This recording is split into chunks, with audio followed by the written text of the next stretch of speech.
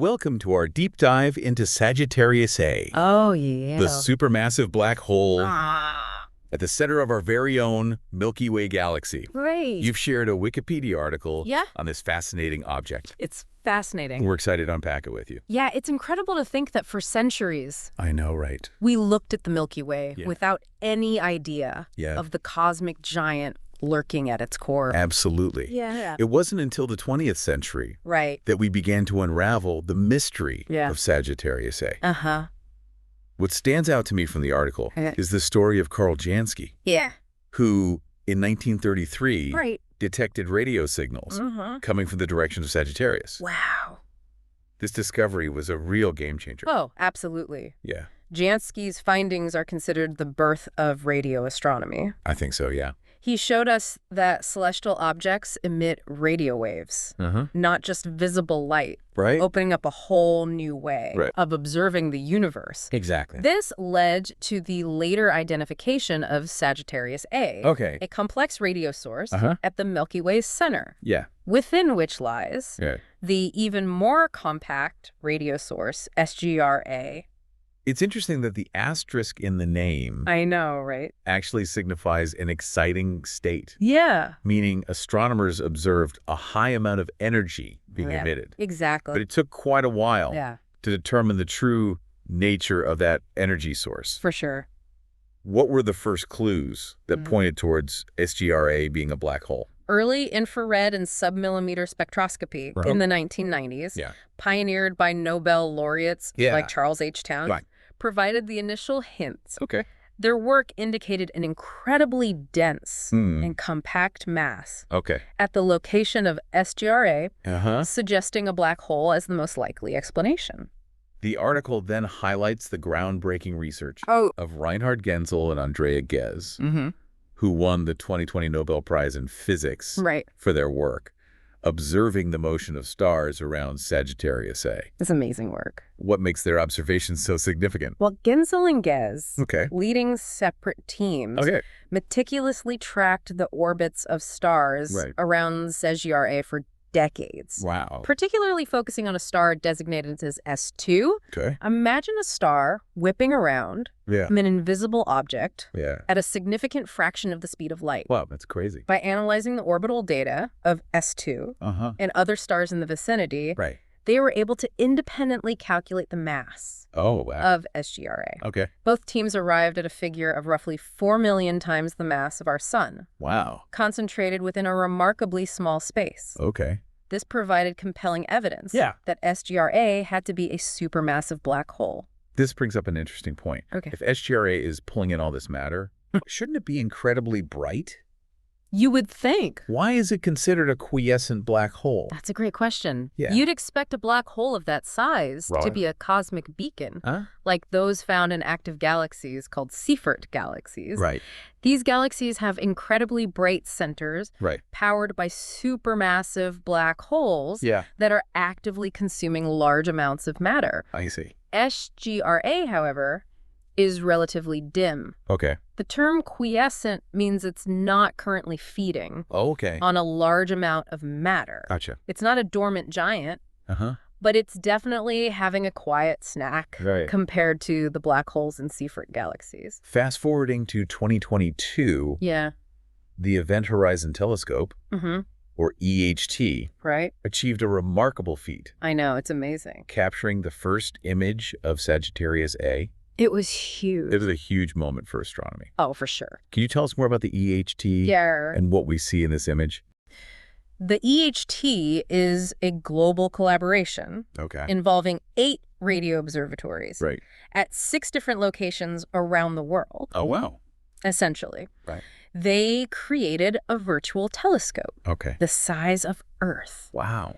This was crucial because observing something Yeah. as small and distant as SGRA Yeah. requires incredibly high resolution. Right. And what we see in the image Yeah. isn't the black hole itself. Right. Remember, Yeah. black holes are invisible Yeah. because light can't escape their gravitational pull, Right. right? So what are we actually seeing? The image shows the black hole's shadow, Okay. the silhouette created by the intense gravity warping and bending the light from the superheated gas and dust swirling around it. So it's kind of like the outline. Exactly. Yeah. This glowing ring outlines the event horizon, Okay. the point of no return, Right. where even light can't escape. Right. It's not just a pretty picture. It's visual confirmation of decades of theoretical work and indirect observations. It's mind-boggling to think about the extreme environment No, for sure. around Saggitarius A. This gas and dust being heated to millions of degrees. It's crazy. As it spirals towards oblivion. I know. Is both beautiful and terrifying. Absolutely. Yeah. It's a constant dance of gravity and matter. Wow. But before we delve further into that, Okay. there's a fascinating event the article discusses. Okay. The journey of a gas cloud called G2. Oh, yes, the gas cloud. Yeah. That was predicted to collide with Saggitarius A back in 2014. Right. What happened during this close encounter? That's where things get really interesting. Okay. Astronomers had predicted a spectacular show as G2, a gas cloud with a mass 3 times that of Earth, made its closest approach to the black hole. Yeah. We were expecting a dramatic outburst of energy as the cloud got ripped apart by SGRA's gravity. Yeah. But the anticipated fireworks never happened. G2 seemed to pass relatively unscathed. Wait, how is that possible? I know, right? You'd think a black hole Yeah. would make quick work of a gas cloud? You'd think so. What does the article say about why G2 survived? There are a few prevailing theories. Okay. One suggests that G2 might be more than just a simple gas cloud. Okay. It could be harboring a star at its center, Okay. or even be the result of 2 stars merging together. Oh, wow. This extra mass could provide the gravitational glue, holding it together against the black hole's tidal forces. So like a shield protecting it from being completely shredded. Yeah. Okay. Another theory proposes that G2 might not be an isolated cloud at all, but rather part of a continuous stream of gas orbiting the black hole. So instead of a head-on collision, it's more like a constant interaction. Precisely. Instead of a sudden burst of energy, there's a continuous flow. Oh. The fact that another gas cloud named G1 with a very similar orbit passed Saggitarius A 13 years prior. Wow. Lends further credence to this theory. G2 still holds some secrets, it seems. It seems so. But this encounter has definitely provided valuable insights. Oh, absolutely. Into the dynamics of matter. Yeah. Near a supermassive black hole. For sure. It certainly has. Yeah. And this leads us to another fascinating aspect of Saggitarius A. Okay. The stars that orbit it. Known as the S stars. Yeah. Because of their proximity to Saggitarius A. Right. These stars must be incredibly resilient. They are. To survive in such a chaotic environment. Oh, yeah. What can their orbits tell us about SGR A? The S-stars are like high-speed test particles, allowing us to probe the extreme gravitational field around the black hole. By tracking their movement, we can test one of the key predictions of Einstein's theory of general relativity, that massive objects warp the fabric of space-time, which should affect the orbits of nearby objects. So how does this warping manifest in the orbits of the S-stars? Imagine a spinning top starting to wobble as it slows down. This wobble, called precession, is also observed in the orbits of the S-stars around SGR A. It's a subtle effect, but measurable. And it provides further confirmation of Einstein's theory, demonstrating its accuracy even in the most extreme environments. It's remarkable how these seemingly tiny stars can reveal so much. I know, it's amazing. About the invisible giant at the heart of our galaxy. It is. And it underscores how much we can learn about objects we can't see directly by observing their effects on their surroundings. Sure. This has been a fascinating exploration so far. It has been. Before we move on, I'm curious, what's been the most intriguing aspect of SGR A for you?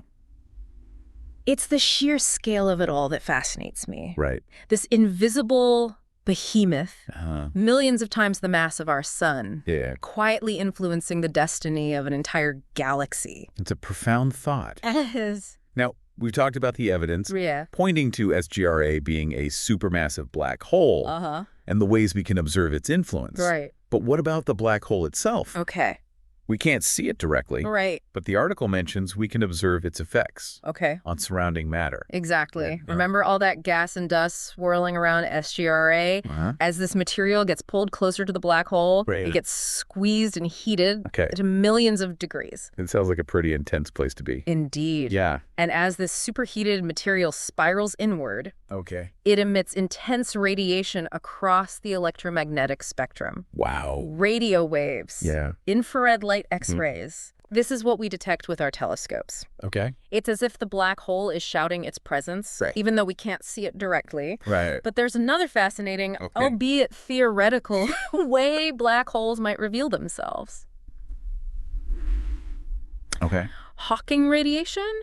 That sounds intriguing. Yeah. What is Hawking radiation? Hawking radiation is a mind-bending concept proposed by the brilliant physicist Stephen Hawking. Right. It suggests that black holes aren't completely black after all. Okay.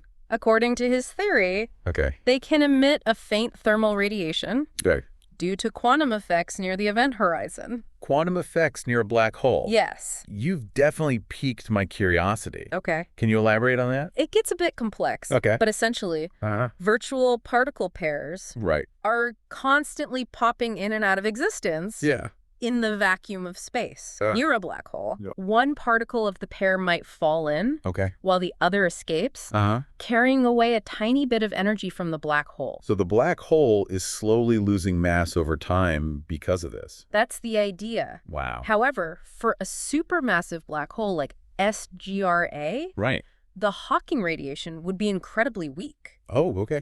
Practically undetectable. Gotcha. You're talking about a temperature. Yeah. Barely above absolute zero. So while detecting Hawking radiation from SGRA is unlikely with our current technology, the concept helps us understand how black holes might slowly evaporate over incredibly long periods. Precisely. Yeah. That's a fascinating concept. It is. That adds another layer of complexity to our understanding of these enigmatic objects. Right. This is all so fascinating. It is. What else did you find interesting in the Wikipedia article? One detail that caught my eye was the mention of a magnetar. Okay. Located very close to SGRA. That sounds like something straight out of science fiction.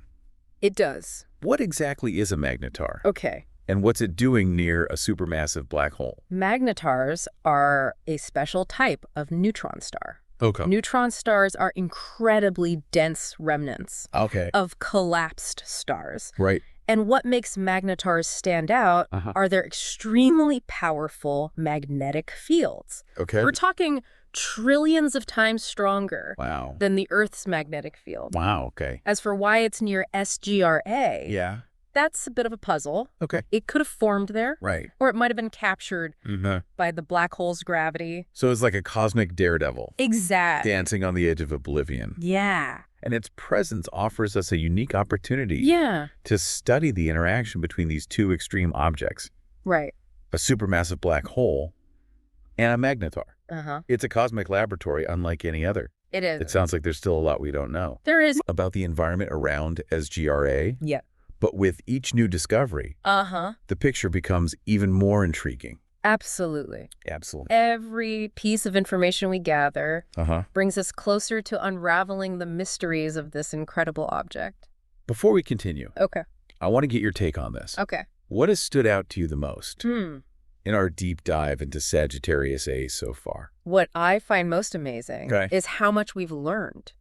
About a region of space. Right. We can't even see directly from Jansky's initial detection of radio waves to the groundbreaking observations of stellar orbits. Right. And that stunning image from the EHT. Yeah. It's a testament to human ingenuity. For sure. And our drive to understand the universe around us. That's true. But there's also the fact that every answer seems to lead to more questions. Right. For example, if most galaxies have supermassive black holes at their centers, how do these black holes influence the formation and evolution of the galaxies themselves? It's something to ponder. It is. As we continue our exploration. Absolutely.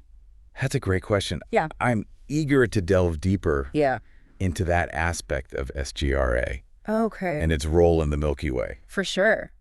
Yeah, it really makes you wonder what role SGRA has played in shaping the Milky Way over billions of years. It's a question that sparks a lot of curiosity. Yeah.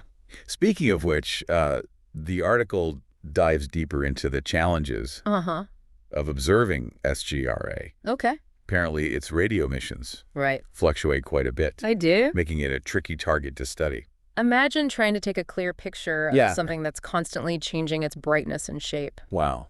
That's essentially the challenge astronomers face when observing SGRA. The turbulent nature of the gas and dust swirling around the black hole contributes to these rapid variations. As this material falls inwards, it's heated and compressed, creating intense magnetic fields and shock waves, leading to the flickering we observe.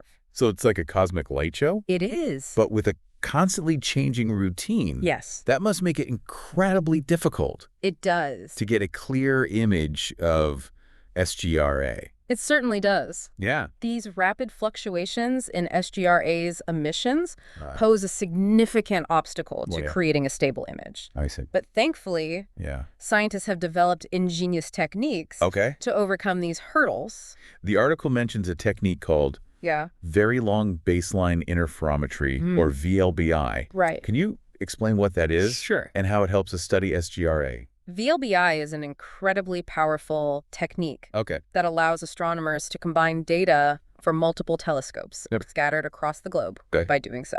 They essentially create a virtual telescope. Oh, wow. With a diameter as large as the distance between these telescopes. So it's like having a telescope the size of a continent. It is. Or even the entire Earth. Exactly. That must provide some incredibly detailed views. It does. Wow. VLBI allows astronomers to achieve extraordinarily high resolution, giving them the ability to probe the intricate details of SGRA and its surroundings. That's incredible. It is. It's like having a superpowered zoom lens for the universe. It's a remarkable tool that has revolutionized our understanding of many celestial objects, including SGRA. The article also highlights another essential tool for observing SGRA, adaptive optics. Right. What can you tell us about this technique? Adaptive optics tackles a different challenge. The blurring effects of Earth's atmosphere. Right. When light from distant objects, like SGRA, passes through our atmosphere, it gets distorted by turbulence. Right. This distortion makes the images we see through telescopes appear blurry. It's like trying to see clearly underwater. Yeah. Everything looks wavy and distorted. That's a great analogy. Yeah. Adaptive optics systems utilize deformable mirrors that change shape in real time to counteract these atmospheric distortions. Gotcha. It's like giving our telescopes a pair of glasses to correct their vision. So adaptive optics helps us see SGRA more clearly. Precisely. By essentially unwrinkling the light that reaches our telescopes. Exactly. Okay. This technology has been instrumental in allowing us to study faint and dynamic objects near SGRA, such as the S-stars we talked about earlier, in much greater detail. It's amazing how technological advancements have revolutionized our understanding of the universe. It is. It's a testament to human ingenuity and our relentless pursuit of knowledge. It seems we're constantly developing new and more powerful tools to explore the cosmos. It seems so. We've covered a lot of ground so far. Yeah. The discovery of SGRA, the evidence supporting its identity as a supermassive black hole, and the methods we use to observe it. Yeah.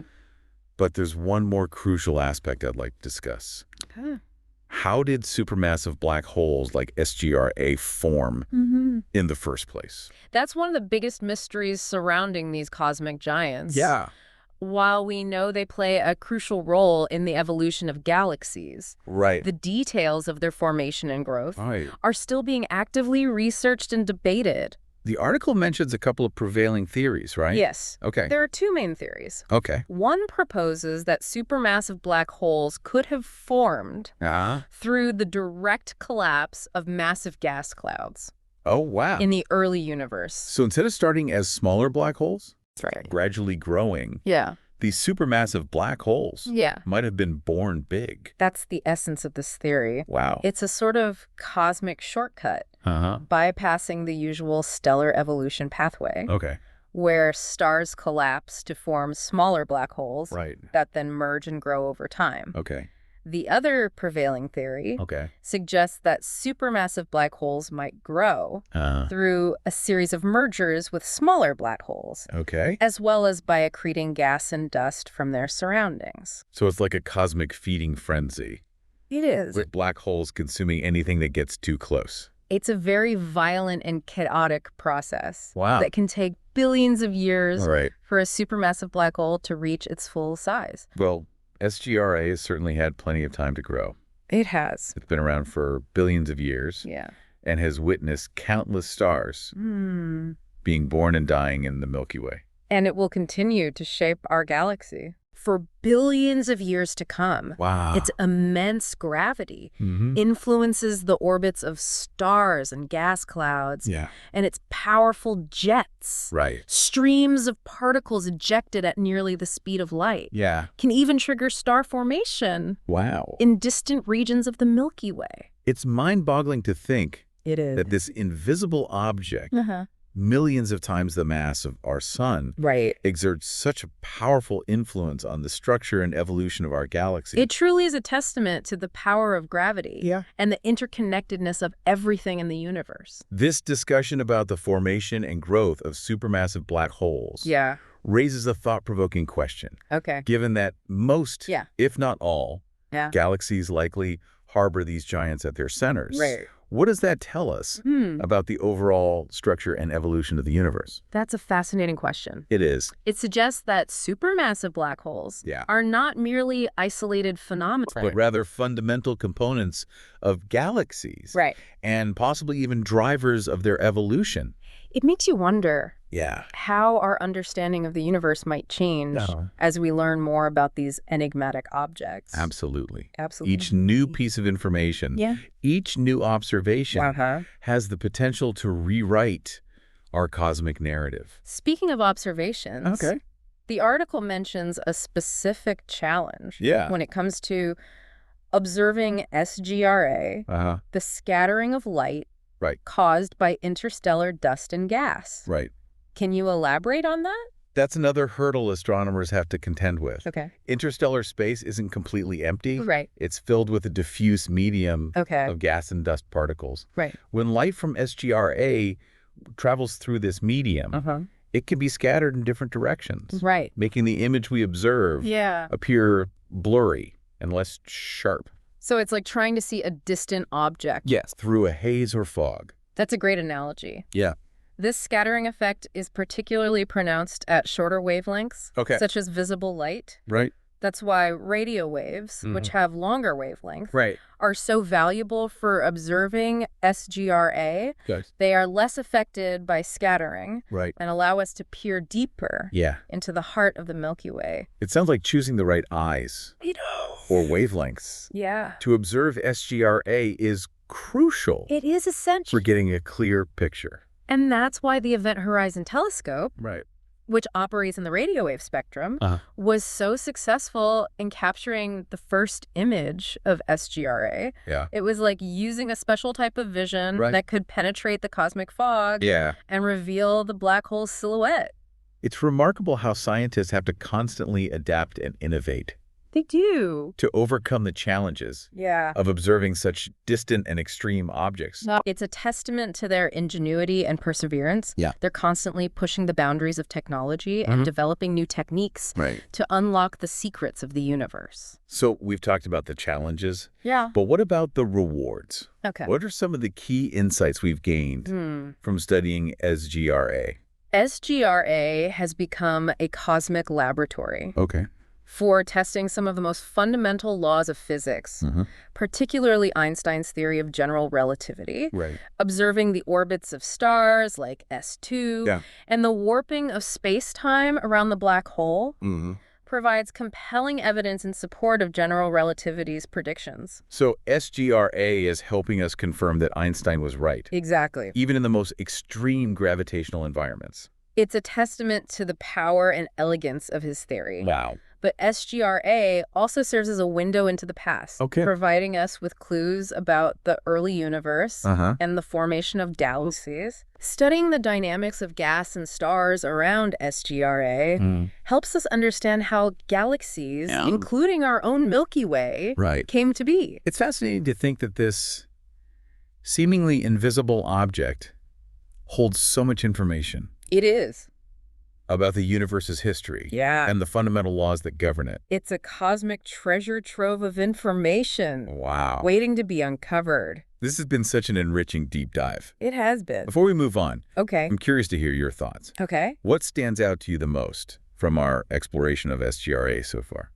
What I find most remarkable is the sheer ingenuity of astronomers and the incredible power of the tools they've developed to study such an extreme and distant object, from VLBI to adaptive optics. These technological advancements have allowed us to overcome seemingly insurmountable challenges and peer into the heart of our galaxy. It's a testament to human curiosity and our relentless pursuit of understanding the universe around us.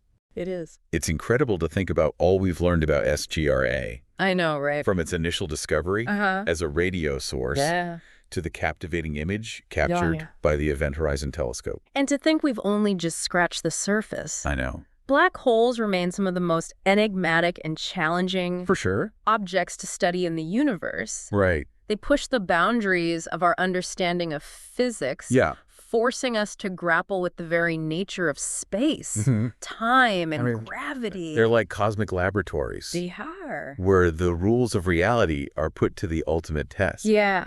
But despite all the challenges, SGRA offers us this incredible opportunity to explore those limits and unravel the mysteries of these cosmic giants. And perhaps someday we might even be able to harness their immense power. That's a fascinating prospect, but one that's still firmly in the realm of science fiction. For now, we're focused on answering more fundamental questions, like how supermassive black holes influence the evolution of their host galaxies. The Wikipedia article touches on this a bit, discussing the interplay between SGRA A and the Milky Way. It mentions the impact of SGRA's gravity on the surrounding stars and gas. But are there other ways it shapes the Milky Way? SGRA's influence extends far beyond its immediate vicinity. Remember those powerful jets we talked about earlier? Those streams of particles ejected at nearly the speed of light? Well, these jets can travel vast distances, interacting with gas clouds, and even triggering the formation of new stars in distant regions of the Milky Way. So SGRA isn't just a passive observer. No. It's actively shaping the structure and evolution of our galaxy. Exactly. It's like a cosmic sculptor. Shaping the Milky Way over billions of years. It's mind-blowing to think that this invisible object at the heart of our galaxy plays such a critical role in its destiny. It highlights the profound interconnectedness of everything in the universe. Even objects that seem insignificant, like gas clouds and stars, can have a ripple effect across vast cosmic distances. Speaking of ripple effects, the article mentions a fascinating observation related to the scattering of light by interstellar dust and gas. Can you explain how this affects our view of SGRA? It's another challenge astronomers have to navigate when studying distant objects. Interstellar space, while seemingly empty, is actually filled with a diffuse medium of gas and dust. When light from SGRA travels through this medium, it can be scattered, similar to how sunlight is scattered by fog. This scattering effect can blur and distort the images we observe, making it difficult to get a clear view of SGRA. So it's like trying to see a distant lighthouse. Through a dense fog. The light is there, but the fog obscures the details. That's a great analogy. And the scattering effect is particularly pronounced at shorter wavelengths. Like visible light. That's why radio waves, with their longer wavelengths, are so valuable for studying SGRA. They can penetrate this interstellar fog more effectively, allowing us to probe deeper into the heart of the Milky Way.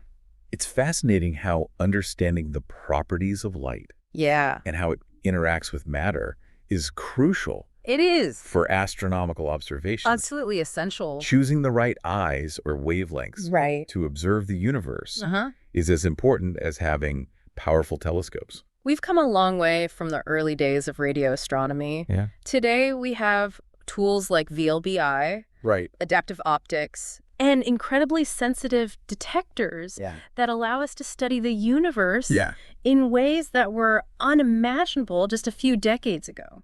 This deep dive has been an incredible journey. It has. We've explored the discovery of SGRA, the evidence that points to it being a supermassive black hole, the techniques used to observe it, and its profound influence on the Milky Way. But as we wrap up, I'm curious, what are you most excited about when it comes to the future of black hole research?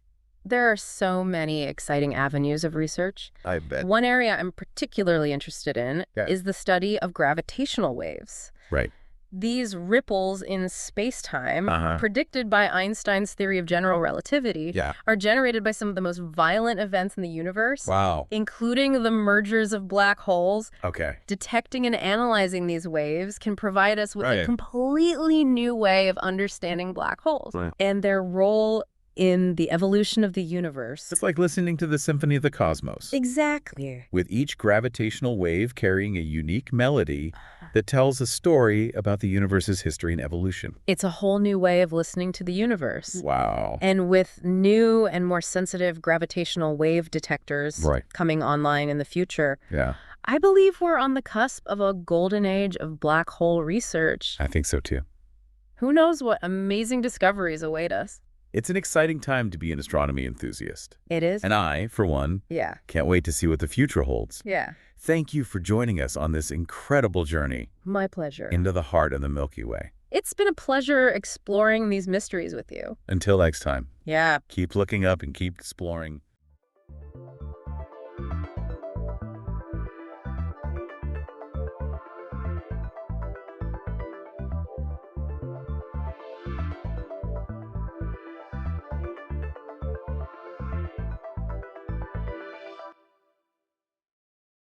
All right, so today we're going to be doing a deep dive into the New York Times. Okay. And you've given me all these excerpts from the Wikipedia page. Yeah. So we're going to go through kind of the history and the organization and even the style and some of the controversies that the New York Times has faced. You know, it's funny you said institution. Yeah. Like when you think about the New York Times today, you kind of forget that it started as a pretty conservative daily paper back in 1851. The New York Daily Times. Yeah. Wow. It's a far cry from what we think about it as now. So how did they become, I mean, they're globally known now. How did they get from there to here?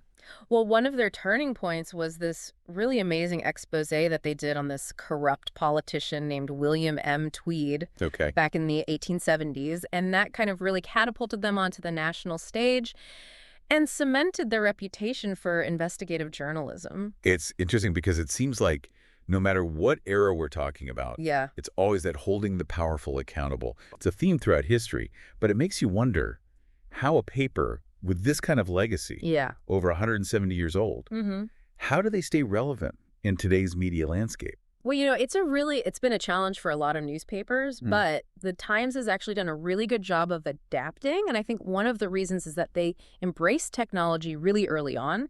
So they launched their website, nytimes.com, back in 1996. Wow. Which is like the dawn of the internet, really. And that really set them up to be a leader in digital journalism. 1996. Yeah. It's like they knew something. Right. So behind the scenes, what does it take to run a news organization of this scale? Because I was reading somewhere over 1,700 journalists work for the Times. That's massive. Yeah, it's huge. And I think you can really see how big it is just in the volume and scope of their operation. Right. And coordinating a team that size across different departments, different time zones.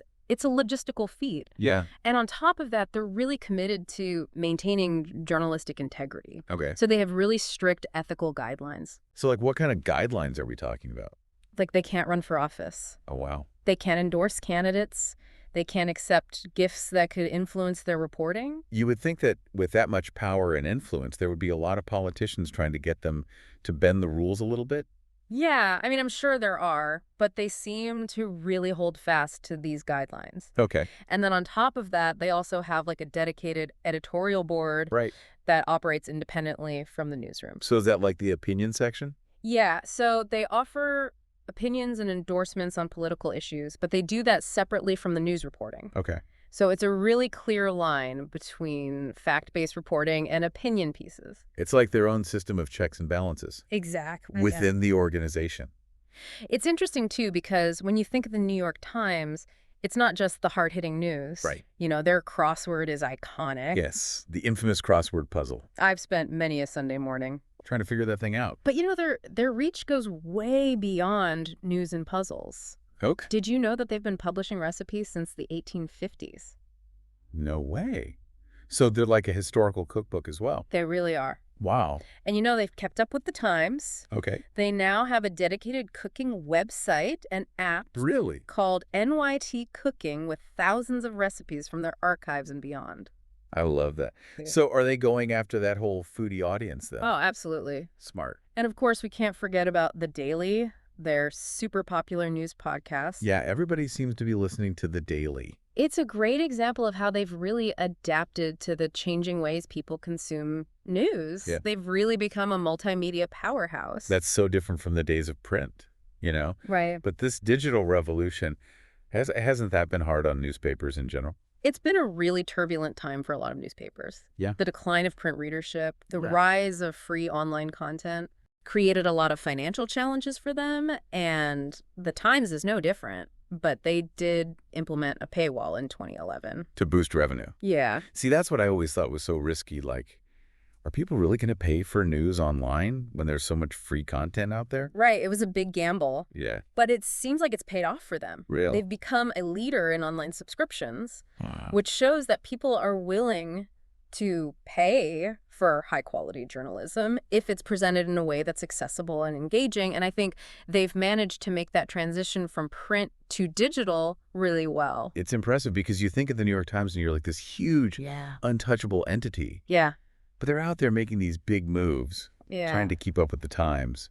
It makes you wonder, what are some of the challenges they've faced recently?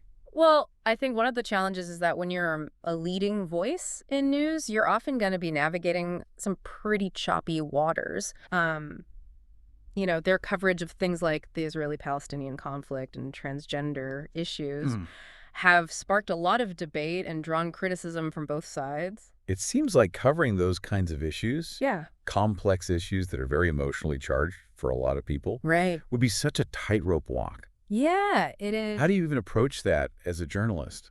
It's really tough. How do you report on it fairly and accurately? Yeah. While acknowledging that there are a lot of feelings around it? It's a constant challenge, and especially in today's world, where opinions are so polarized, you know? Everyone's got a hot take. Right, and the Times has definitely faced accusations of bias from both ends of the political spectrum. Oh, really? Which maybe in a way is a testament to the fact that they are trying to report in a balanced way. Right. Like if everyone's a little unhappy, exactly, then maybe you're doing something right. Maybe you're hitting the middle ground. Still, it's a good reminder that no news organization is perfect. Everybody brings their own perspective, their own experience to the table. And you know, that actually brings us to another interesting aspect of the Times, which is their style. Okay. They're known for having a really strict style guide. Oh, yeah. Like notoriously strict, even down to details that a lot of other publications have kind of abandoned. What do you mean? Like Oxford commas and things like that? That and more like traditional elements. Okay. So, for example, they still use honorifics like Mr. and Miss, right, even though a lot of publications have moved away from that. I could see how some people might see it as old-fashioned. Yeah. But I kind of like it. Yeah. It seems more respectful. It does. It feels like a nod to a bygone era of civility and discourse. Yeah. And the Times sees it that way. Okay. It aligns with their tone and their approach. Speaking of style, have you ever noticed how their headlines are always so oh my gosh, impactful? They're so good. They always seem to capture the story in just a few words. It's an art. There's like an art to that. It's not by accident. Okay. They have a whole team of really skilled copy editors who work behind the scenes crafting those headlines. Wow. It's a crucial part of grabbing the reader's attention and conveying the core of the story. So they have a whole team just for headlines. Yeah, it's amazing. The level of detail is incredible. Yeah. But, with all this talk of style and headlines, it's easy to forget that at its heart, the Times is all about the content. Yeah. What are some of the stories that they're focusing on these days? Well, their content is incredibly diverse. Okay. They're committed to being more than just a news source. Right. They really want to be a comprehensive resource, offering a range of perspectives and coverage. So what kind of stuff are we talking about? So everything from hard-hitting investigative journalism to thought-provoking opinion pieces to even lighter fare, like, recipes and games. Speaking of hard-hitting journalism, their publication of the Pentagon Papers back in 1971, that was huge. Monumental. Can you talk about that a little bit? Yeah. So, publishing those classified documents, despite facing immense pressure from the Nixon administration, was a really, really big decision. Yeah. It was a huge risk, and they actually ended up prevailing in the Supreme Court. Wow. Which solidified their role as a champion of press freedom and the public's right to know. It's hard to imagine what it must have been like to make that decision. Yeah, the courage. Because you're going up against the government, basically. It really set a precedent for investigative journalism in America. Right. And paved the way for so many journalists who came after them. They've broken some really major stories throughout their history. Yeah. Watergate, the Harvey Weinstein scandal. It seems like they're always the ones holding the powerful accountable. Yeah, they're not afraid to tackle the tough stories. But it's not just about breaking news. They also do some incredible in-depth reporting, offering really nuanced perspectives on complex issues. Yeah. Their feature writing is amazing. They have a knack for finding these compelling stories that illuminate broader societal trends and challenges. Like what? Their coverage of the opioid crisis, for example, it did a really great job of humanizing the issue and exploring its root causes. That's so important to go beyond just the headlines. Right. And actually try to understand the complexities of these issues. Absolutely. It helps people connect with the human stories behind all those statistics and everything. It's not just telling you what happened. It's helping you understand why it matters. And they've been doing this for decades. Yeah, for a really long time. Their archives must be incredible. Oh, they're a treasure trove. Of historical insights. It's like a window into the past. Yeah, almost 2 centuries of major events and societal shifts. That's got to be amazing for anyone who's researching history. It is, and thankfully they've done a really incredible job of digitizing their archives and making them accessible to a much wider audience. That's so important. It is. It's crucial for understanding our present and shaping our future. It's like they're not just reporting on history, they're preserving it. Exactly. But, for all their successes and accolades, they've also had their share of controversies. Of course, no media organization, especially one as prominent as the Times, escapes scrutiny. Right. They've been accused of bias, sensationalism, even outright fabrication on occasion. The Jason Blair scandal back in 2003 was a particularly damaging episode for them. Yeah, I remember that. It was a major blow to their credibility. Right. And it really exposed some flaws in their fact-checking processes. It's a good reminder that even institutions with long and respected histories can stumble. Right. And it's important to hold them accountable when they do. Absolutely. Transparency and accountability are essential for maintaining public trust. Especially for a news organization. Yeah, especially for a news organization.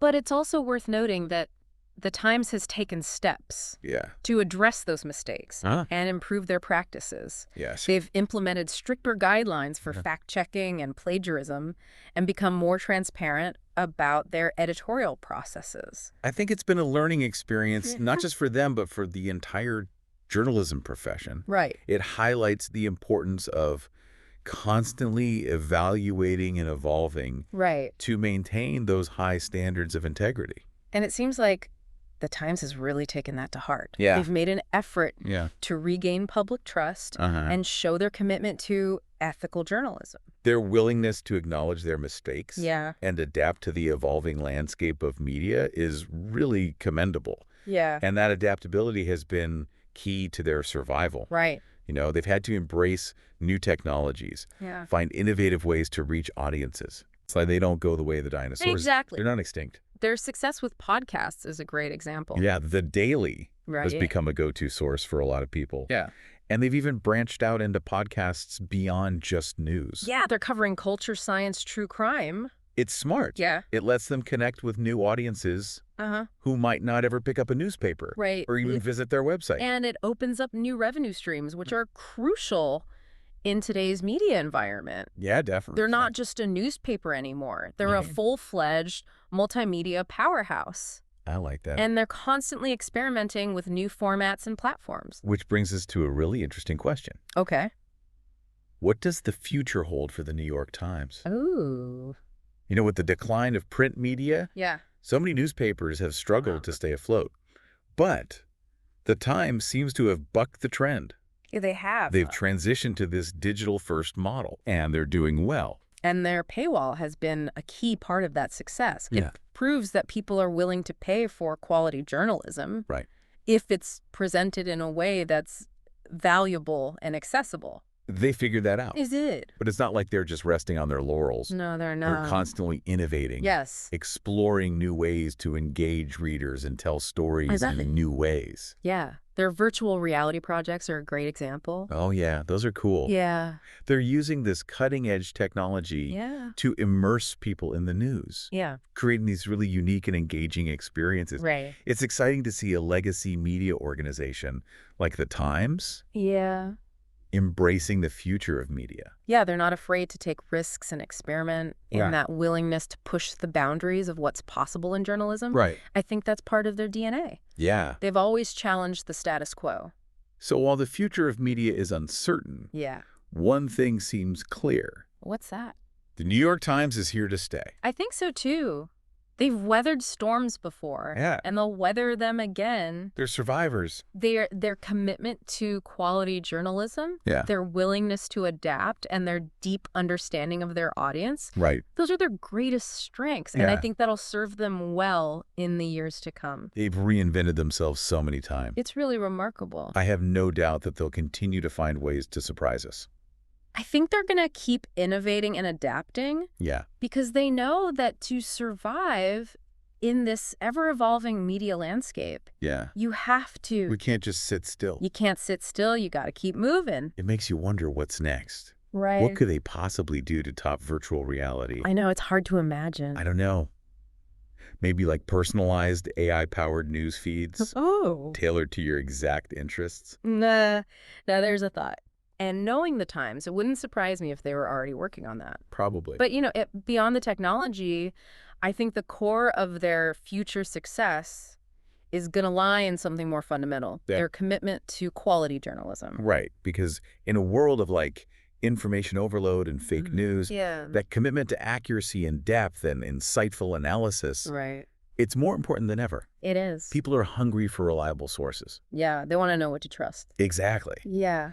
And the Times has built a reputation for being that trusted source. They have. So as we wrap up this deep dive into the New York Times, what stands out to you the most? I think what fascinates me is their ability to balance tradition and innovation. Right. They've held on to these core values of journalistic integrity and commitment to quality. Oh, yeah. But they're also fearless in embracing new technologies and adapting to the changing media landscape. It's a tough balance to strike. It is. It's a rare combination. Yeah, and I think you hit the nail on the head. And that's what sets them apart. It's that they're not afraid to evolve. Right. But they're not sacrificing the principles that made them a respected institution for over a century. It makes you really appreciate the effort and thought that goes into every aspect of what they do. Right. From the headlines to the in-depth features to the recipes. It's clear they're not just in the business of reporting the news. Right. They're in the business of informing and engaging their readers. Yes. And they're doing it on multiple levels across multiple platforms. It's a very impressive operation. It really is. Well, I don't know about you, but I'm feeling a sudden urge to tackle the crossword puzzle now. Yeah. Maybe after I browse some recipes on NYT cooking. Sounds like a plan. Enjoy and keep exploring. Who knows what other fascinating facets of the New York Times you might uncover. That's the beauty of it. There's always more to discover. That's right. Well, thanks for joining us on this deep dive into the New York Times. Yeah. We hope you found it insightful and maybe even a little inspiring. Until next time, keep diving.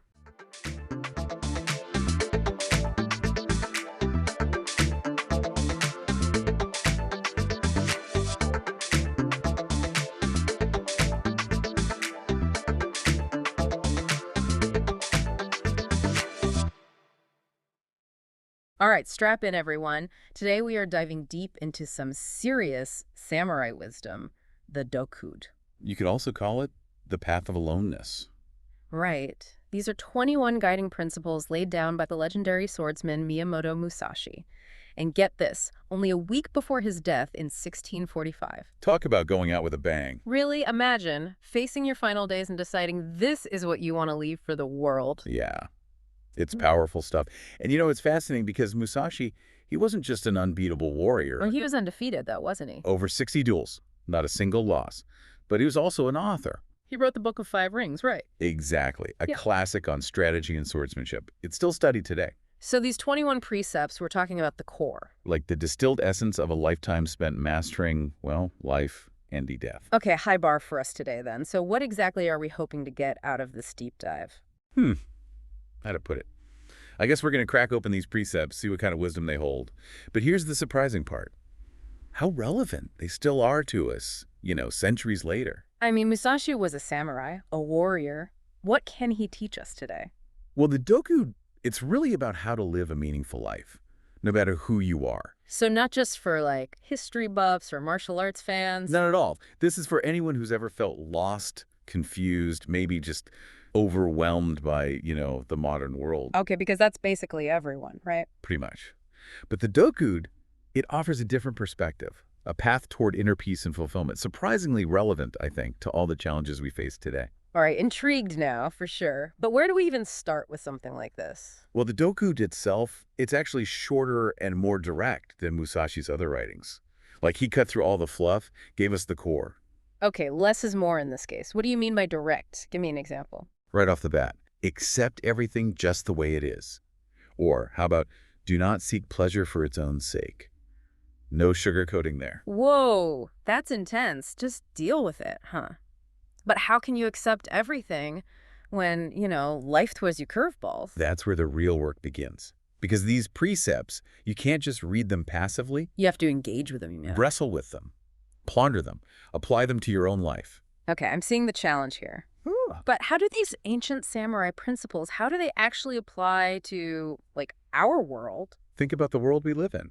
Distractions everywhere, right? It's all about chasing more stuff, status, information. That's the 21st century in a nutshell. But the Dokkodo, it offers a different path. Okay, I'm with you so far, but how does that translate into, actual advice? Give me a concrete example. Do not hold on to possessions you no longer need. Simple, right? Sounds simple. But it's not just about physical clutter, is it? Think. What are you holding on to, mentally, emotionally, that isn't serving you anymore? Oh, man. Grudges, past hurts, limiting beliefs. Exactly. That baggage we all carry around. Okay, that's hitting close to home. But how do you just let go of those things? That's where the work comes in. But it's also where the power of these precepts lie. They challenge you. They challenge you to examine your life, your choices, your attachments. Self-reflection. Taking responsibility. Exactly. And there are even stories about Musashi, that show his commitment. For example, before he died, gave away all his possessions. Wow, that's like walking the walk, huh? Putting his money where his mouth is. He was serious about this stuff. Yeah. It's like saying material things, in the grand scheme of things, don't matter. Makes you think, doesn't it? And that ties into a broader theme, runs throughout the Dokkodo, detachment. Detachment, as in not caring about anything. Not quite. More about recognizing that true happiness, fulfillment, they don't come from external things, but from within yourself. Okay. Yeah, that makes sense. But that also sounds really hard to, achieve. Did he give any hints in the research about, how to do that? He didn't exactly provide a step-by-step guide. But there's this historical document, the Nitenki. It includes the Dokkodo. Shows us he clearly wanted to pass on this wisdom. So there must be a way, right? Right. He wouldn't have bothered if he didn't think it was possible. So maybe, just maybe, we're supposed to figure that part out ourselves. Sensing a theme here. You're catching on, but remember, you're not alone in this. The Dokkodo, has been studied and debated for centuries. And, some of these precepts, they get pretty deep. Oh, like philosophical. Give me an example. Respect Buddha and the gods without counting on their help. Now, that's one that always gets people talking. Respect, but don't rely on them. Right. Seems to echo a core Buddhist teaching about self-reliance on the path to, enlightenment. So we've got samurai texts, but also connections to Buddhist ideas. Absolutely. That's what makes this so fascinating, We're not just learning about Musashi. We're exploring how different philosophies, how they all intersect. And how they might apply to our own lives. All right, I'm ready for more of these, philosophical curveballs. Hit me. Okay. How about, do not let yourself be guided by the feeling of lust or love. Now that one's sure to spark some debate. Hold on. Is he saying we should avoid love? That seems a little extreme, even for a samurai. It's definitely provocative. But remember, context is key. This is a warrior's philosophy. Written in 17th century Japan. Yeah, very different world. But I think there's also a deeper message here. Something that, transcends time and culture. Okay, I'm all ears. What do you think he was really getting at? Not letting our emotions totally control us, our actions. It's about that detachment again. Not in the sense of, no emotions. But not being ruled by them, you mean? Right. Think about it. If you let lust or love completely run the show, you become vulnerable. You might make decisions that, aren't in your best interest. Like those relationships where someone is so, blinded by love, they can't see the red flags. Or they make decisions they later regret. Yeah, exactly. Sometimes you need a little clear-sightedness, a little perspective to make those wise choices. So it's about finding that balance, feeling your emotions, but not letting them, control you. You got it.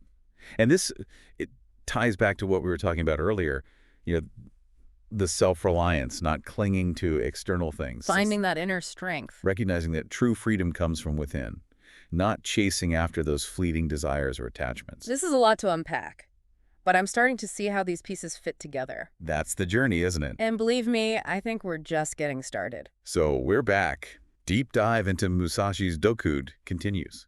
Hope you've had a minute to think about, those first few precepts. Let them sink in. Yeah, let them simmer for a bit. Oh, they've definitely been swirling around up here.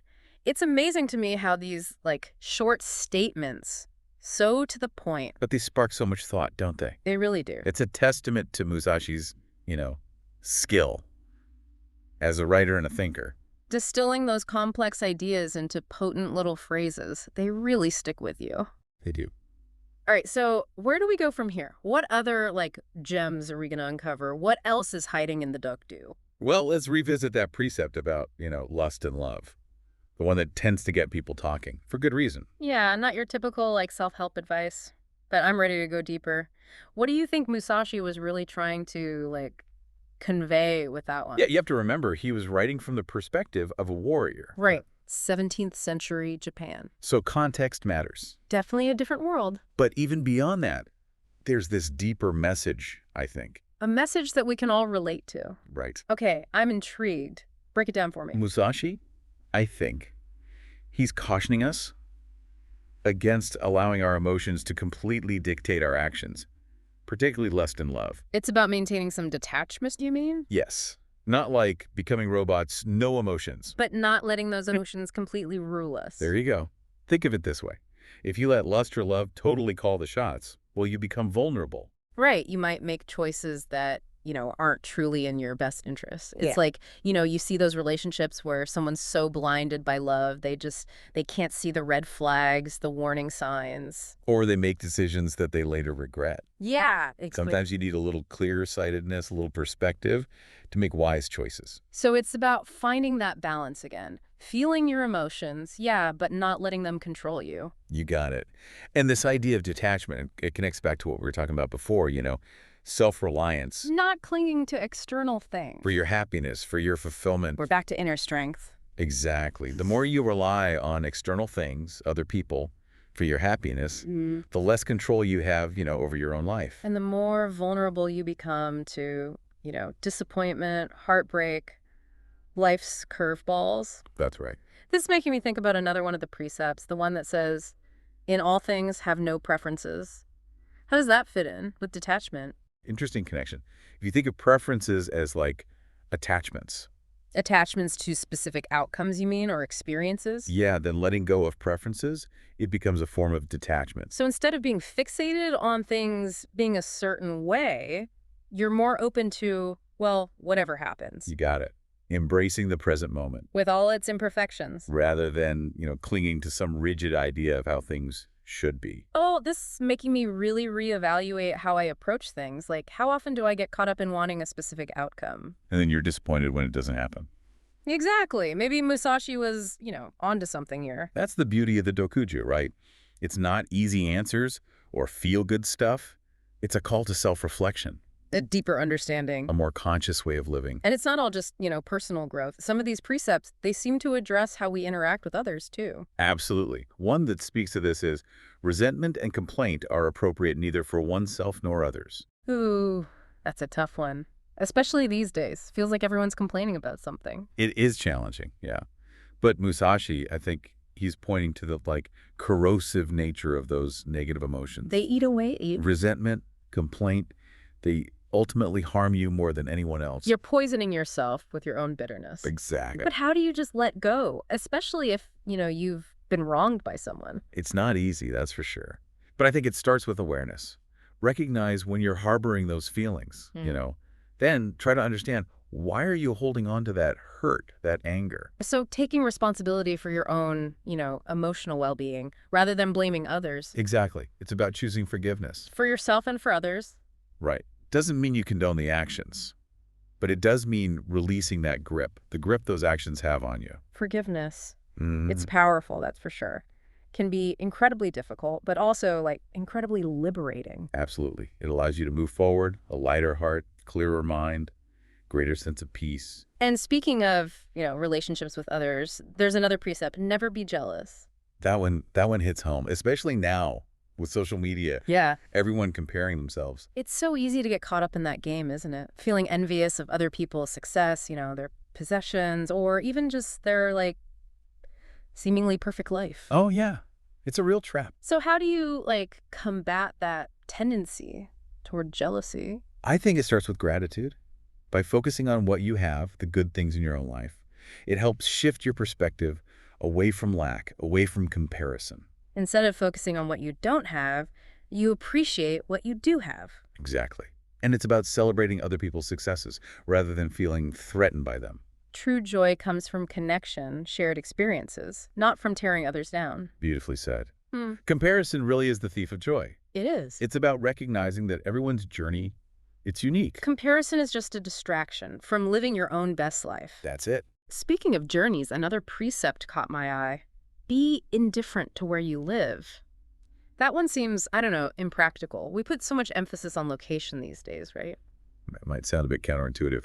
Home ownership, finding that perfect place to live. It's a big deal these days. But I think Musashi, he was speaking to a deeper meaning here. Okay, what's your interpretation? It's a state of mind.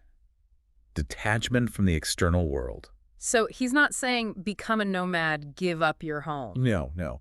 It's about recognizing that true contentment, it comes from within. Not from your surroundings. Exactly. It's about cultivating this inner stability, resilience. Regardless of your external circumstances. You got it. So it's not the physical place, it's the, internal state. Yeah, home is where the heart is. Exactly. And it connects back to that idea of acceptance, embracing the present moment. With all its imperfections. Not clinging to some idealized version of how things should be. Choosing to find beauty and meaning in the everyday, the ordinary.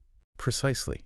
And it can bring you so much peace, contentment. No matter where you find yourself. These precepts, they really are making me, re-examine my priorities. Think about what really matters. Yeah. That's the power, isn't it? The Dokiju. It's not rules to follow blindly, but guideposts. To help you find your own way. Exactly. It's a call to self-reflection, deeper understanding. A more conscious way of living. And it's a journey worth taking, one that can lead you to greater wisdom, fulfillment, inner peace. Back again, ready for the final stretch here, Musashi's Dokkodo. The home stretch. I gotta say, this deep dive, it's been really eye-opening. It is amazing, how relevant this stuff still is. Centuries old. Speaks to us today. Absolutely. So what wisdom nuggets are we unpacking in this final round? Well, there's one, it seems very fitting for, our times, our age of consumerism. Do not hold on to possessions you no longer need. Yeah, that one hits home for sure. We live in a world, it's constantly telling us to buy more, upgrade, keep up with the trends. Easy to fall into that trap. It really is. This precept, though, it's challenging us to examine that relationship with material things. Do all these things, all this stuff, is it really making us happy? That's the question. Like a call to simplify, right? Declutter. Not just our homes, but like our minds too. Exactly. And it goes beyond, just the physical possessions. Think about your habits, your beliefs, even relationships. What are we clinging to that's not serving us anymore? Ooh, good question.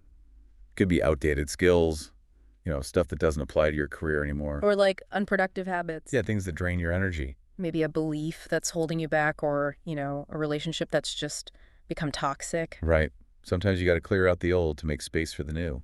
Letting go can be so hard, though. It takes courage, self-awareness. But the freedom that comes with it, releasing what no longer serves you. It creates space for new opportunities, new relationships. New experiences. Align your life with your values. Focus on what brings joy, fulfillment. This makes me think of another one. Do not act following customary beliefs.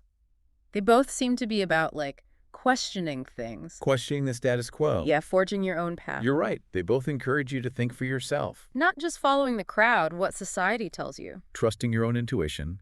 Forming your own opinions. Based on your own experiences. Your values. Exactly. Having the courage to challenge conventional wisdom when it doesn't resonate. And that connects right back to Musashi's emphasis on self-reliance, doesn't it? True strength coming from within. Yeah. So it's not about rebelling just to rebel. No, it's about developing that inner compass. Trusting your own judgment. Exactly. Sometimes it means, taking the road less traveled. Even if it feels uncertain or even scary. But, like Musashi reminds us, never stray from the way. Powerful reminder. Stay true to yourself, your own path. Even when it's challenging. And the way, it's not like a fixed destination, is it? It's a journey. Continuous growth. Self-discovery. Even when you stumble, you make a wrong turn, it's all part of the process. Learn from those mistakes, keep moving forward. You have the strength, the resilience to course correct. It's on your way back. Okay, ready for the grand finale. What's that last precept? The one Musashi leaves us with. Respect Buddha and the gods without counting on their help. Whoa. It's a lot to unpack there. It really is. I think it encapsulates so much of his whole philosophy. Acknowledging a higher power. A spiritual dimension to life. But also embracing your own agency, your responsibility. Exactly. Not about blind faith,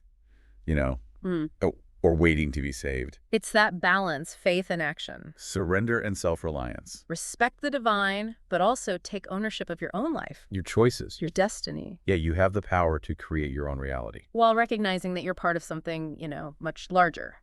Beautifully put. And I think a perfect note to end our deep dive into the Dokuju. Wow. What a journey. We started with, the samurai swordsman. Ended up exploring self-reliance, detachment. Even spirituality. It's amazing, isn't it? How these ancient precepts can still speak to us. Across centuries. Different cultures. The Dokkodo. It's a gift. A timeless guide. To navigating life, finding your own path. So as we wrap up, we encourage you, take these precepts with you. Reflect on them. See how you can apply them, that wisdom, to your own life. And remember, it's not about rigid rules. It's about finding what speaks to you, creating a life of meaning, purpose, inner peace. Thanks for joining us. May Musashi's wisdom continue to inspire you on your journey.